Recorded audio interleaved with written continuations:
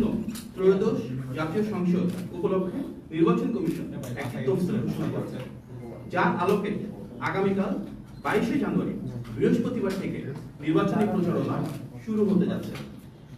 আপনারা ইতিমধ্যে অবগত রয়েছেন যে বিএনপি চেয়ারম্যান জনাব তারেক রহমান, শহীদ আবু সাইদ, শহীদ ওয়াসিম আকরাম, মাওলানা আব্দুল হামিদ খান ভাসানী এবং তার নিজের নানির কবর জিয়ারত সহ বেশ কিছু ধর্মীয় এবং ব্যক্তিগত অনুষ্ঠান আয়োজন করলেও পরবর্তীতে এসব সফরকে কেন্দ্র করে যে বিপুল জনসমাগম ঘটে, সেই প্রেক্ষিতে নির্বাচন কমিশন একটি অনুরোধ করেছিল এবং সেটিকে সম্মান জানিয়ে তিনি সেই সফরগুলো বাতিল করেছিলেন। ঘোষিত তফসিল মোতাবেক আগামীকাল নির্বাচনী প্রচারণা যেহেতু শুরু হতে যাচ্ছে, বিএনপি চেয়ারম্যান জনাব তারেক রহমান সেটি শুরু করতে যাচ্ছেন সিলেট সফরের মধ্য দিয়ে। তিনি আজ রাত 8:15 বিমান যোগে সিলেটে পৌঁছাবেন। গভীর রাতে হযরত শাহজালাল রহমতুল্লাহি আলাইহি সাল্লাল্লাহু আলাইহি ওয়াসাল্লামের মাজার জিয়ারত করবেন এবং আগামীকাল সকালে সিলেট আলিয়া মাদ্রাসা মাঠে নির্বাচনী সমাবেশে যোগদান করবেন। জনাব তারেক রহমান আগামীকাল দুপুরবেলা মৌলভীবাজার সদর উপজেলার শেরপুর আইনপুর খেলার মাঠে সমাবেশে যোগদান করবেন।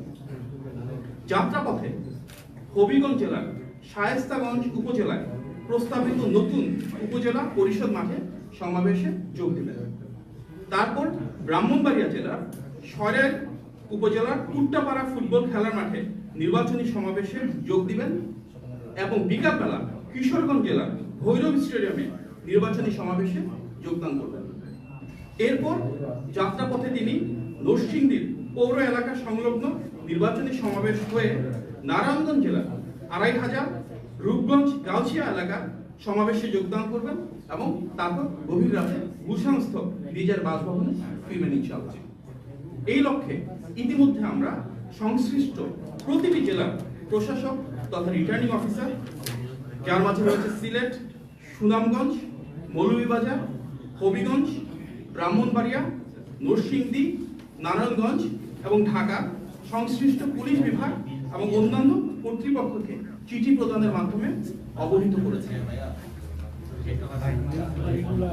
উপস্থিত সাংবাদিক ভাই ও বোনেরা, আপনারা জানেন ফ্যাসিবাদ বিরোধী 16 বছরের দীর্ঘ আন্দোলন এবং গণ অভ্যুত্থানে বিএনপি এবং প্রতিটি অঙ্গ ও সহযোগী সংগঠনের নেতৃবৃন্দ ছিল অনবদ্য অভূতপূর্ব ভূমিকা।